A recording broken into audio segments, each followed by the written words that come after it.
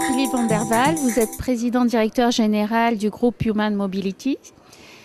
Vous êtes implanté au niveau international, vous avez une implantation internationale, donc j'aurais bien aimé que vous fassiez un petit peu un benchmark des tendances RH actuelles et ce qui se passe dans l'ensemble des organisations. D'accord, mais merci. Je pense que sur un niveau international, on voit quelques différences, quelques tendances, des tendances qui sont sur un marché où l'idée c'est de travailler avec moins de personnes et de faire plus de travail, ça c'est un élément. On retrouve aussi la marque employeur, c'est surtout l'employeur va être reconnu dans ses talents et dans son potentiel. Je pense que sur le niveau employé, c'est là où il aime être reconnu dans sa valeur, dans en fait ses compétences et pouvoir ajouter une valeur sur le niveau de l'organisation. Je pense au niveau employeur, c'est là où on est plus en train de regarder sur l'apport de la productivité de l'employé. Ça, c'est des tendances qu'on voit sur le niveau international. On voit sur le niveau management, on voit de plus en plus du changement du leadership au followship. C'est-à-dire un accompagnement de coaching, être serviable pour que les employés, les collaborateurs, si vous voulez, aient les possibilités de se développer en professionnel. Je pense que dans le niveau du changement, il y a au niveau international, on voit le change management, le change leadership, c'est-à-dire moins axé sur les processus, plus sur le comportement des responsables et faire voir et donner l'exemple. Sur la position RH, on appellerait ça un return on resources, bien plus axé aussi sur travailler sur des indicateurs de performance, comment on peut travailler plus intelligemment, comment on peut augmenter la productivité, enfin toutes les tendances qu'on retrouve sur le niveau international, pas seulement en Europe, mais aussi dans d'autres pays mondiaux. On parle à l'heure actuelle de transformation des organisations, de mutation, c'est-à-dire selon vous, on arrive à quel modèle, vers quoi se dirigent les organisations? Alors, ils se dirigent, je pense, de plus en plus sur une stratégie, disons, une culture, je pense que c'est le meilleur mot, une culture où l'employé prend une certaine responsabilité pour sa carrière.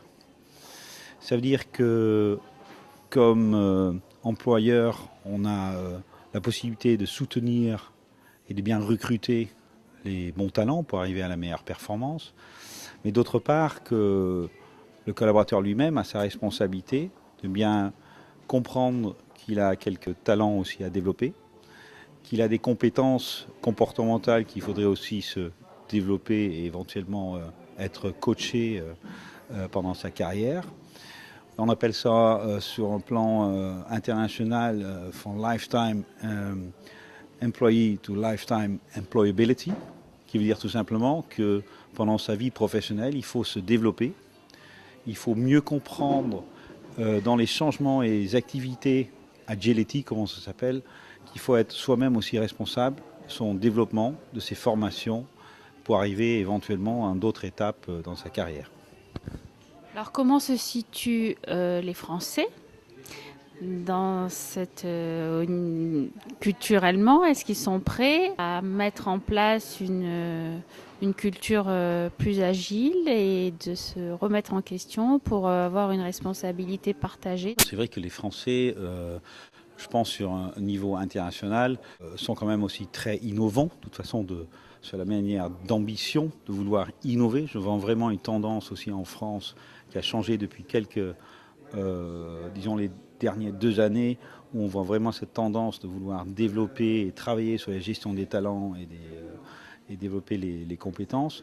Par contre, je vois aussi qu'on est souvent quand même en France dans une structure assez rigide, qui fait que c'est assez difficile aussi de véritablement pouvoir créer une certaine flexibilité, agility, pas seulement sur le niveau stratégique, mais vraiment dans l'opérationnel.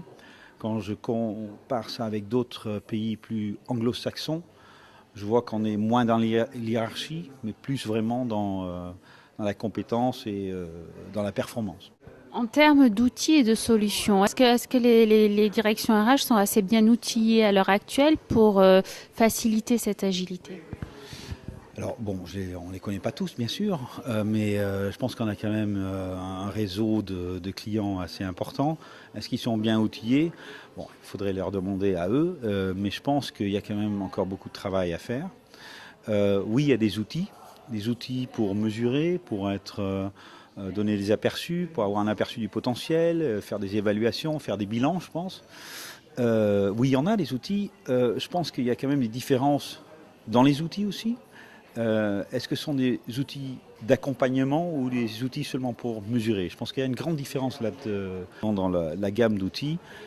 Et oui, les deux, mais je veux dire, la chose que je pense qui vient de plus en plus important, c'est de pouvoir donner aussi l'aperçu de l'effort qui est nécessaire, de la transition qu'on recherche en tant qu'organisation dans le public ou dans le privé. Ça veut dire que les instruments actuels, il y en a, mais d'arriver vraiment des instruments pour donner un aperçu du potentiel et le potentiel de développer ses compétences et de l'accompagner d'une certaine manière, ça, il y a encore pas mal de travail à faire et je pense que les DRH aussi sont en recherche des outils, des plateformes pour l'utiliser à l'interne, ensemble avec leurs professionnels, pour développer vraiment une gestion de talent à l'interne dans leur organisation. Est-ce que les DRH que vous côtoyez ont pris pleinement conscience de l'importance d'individualiser, de personnaliser les outils, les approches pour être sûr de conserver les talents ou pas encore? Je pense qu'ils sont, oui, les DRH sont très très bien conscients que c'est nécessaire de trouver, c'est tout à voir avec aussi la mobilité carrière, hein, de soutenir et gagner les collaborateurs. D'une manière, c'est important aussi pour garder les talents, pour arriver à un niveau d'excellence qu'on recherche dans l'organisation. Je ne suis pas sûr si tout le monde a mis des procédures en place ou des méthodes en place pour véritablement faire sorte que l'employé se sent reconnu dans ses talents. Alors je pense que là-dedans, il y a quand même encore un travail à faire. Je pense qu'il y a aussi une certaine exigence de plus en plus des jeunes qui veulent être valorisés dans leurs talents et de leur valeur ajoutée qu'ils apportent. Alors c'est vrai que le temps vient de plus en plus court pour vraiment arriver à mettre en place une gestion de carrière, je voudrais dire, qui est adaptée aux collaborateurs. Oui, il y a encore du travail à faire là-dedans. Je pense qu'on n'y est pas encore.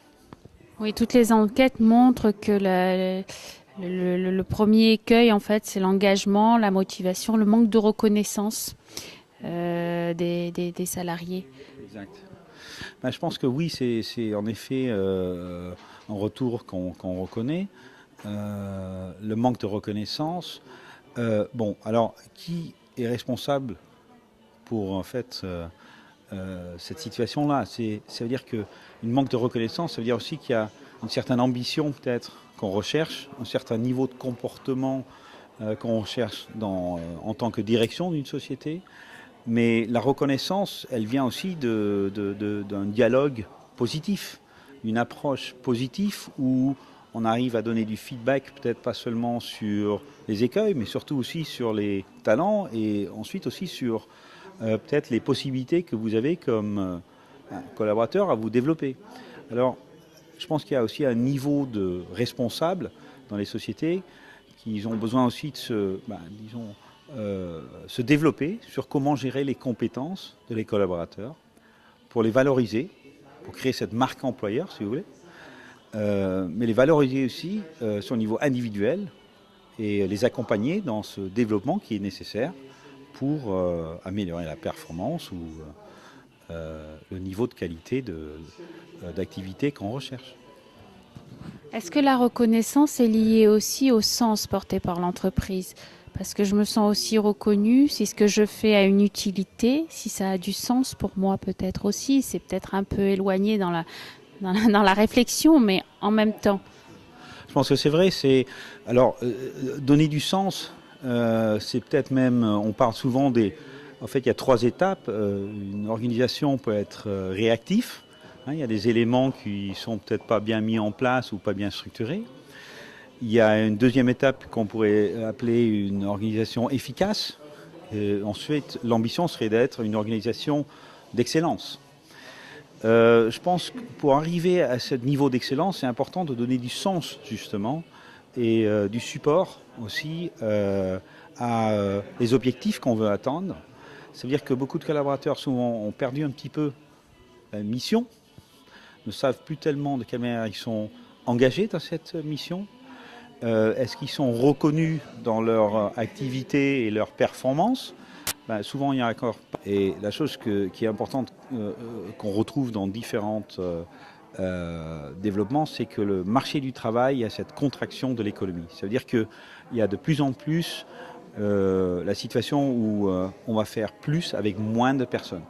Ça, c'est déjà un élément. Alors, il faut essayer aussi de s'adapter à ce changement d'activité qui est nécessaire. D'autre part, sur le niveau d'employeur, il y a l'axe qui est surtout sur le niveau de la productivité et de la performance.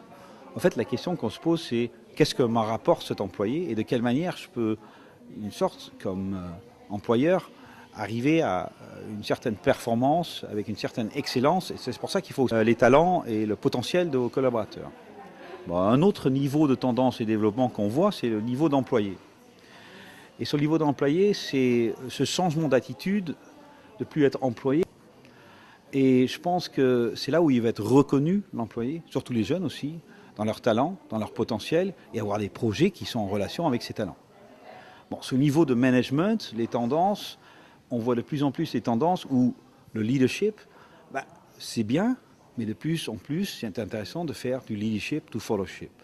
Et fellowship, ça veut dire c'est aussi un style de management, comment on peut soutenir les collaborateurs dans une phase de transition qui est nécessaire pour arriver à d'autres objectifs dans la société. Et c'est ça aussi le niveau suivant, c'est ce niveau de change management, si vous voulez, ou changement, c'est de dire que la gestion du changement est de plus en plus pas seulement du processus, mais bien plus sur le niveau de leadership du changement. C'est-à-dire que le processus pour arriver à un changement, c'est bien, mais l'attitude qui va avec et l'exemple de la direction, c'est aussi très très important. Bon, ensuite, quand on regarde sur le niveau des positions des RH, je pense que là, il y a une tendance de bien plus travailler avec des indicateurs de performance, où on appelle ça le return on resources, le capital humain, et de travailler sur des thèmes, comment travailler plus intelligemment, comment on peut augmenter la productivité, comment on peut baisser les coûts, comment on peut maintenir le niveau de compétences, comment on peut éventuellement anticiper sur un surplus de travail. Enfin, tous des thèmes qui vont avoir avec recrutement, accompagnement, mobilité carrière, etc. Bon, c'est des tendances qu'on voit un peu sur le niveau européen. Et bien sûr, il y a d'autres continents qui ont d'autres challenges. Mais je pense que ça, c'est des tendances qu'on reconnaît ici sur le niveau européen. Merci. D'accord ?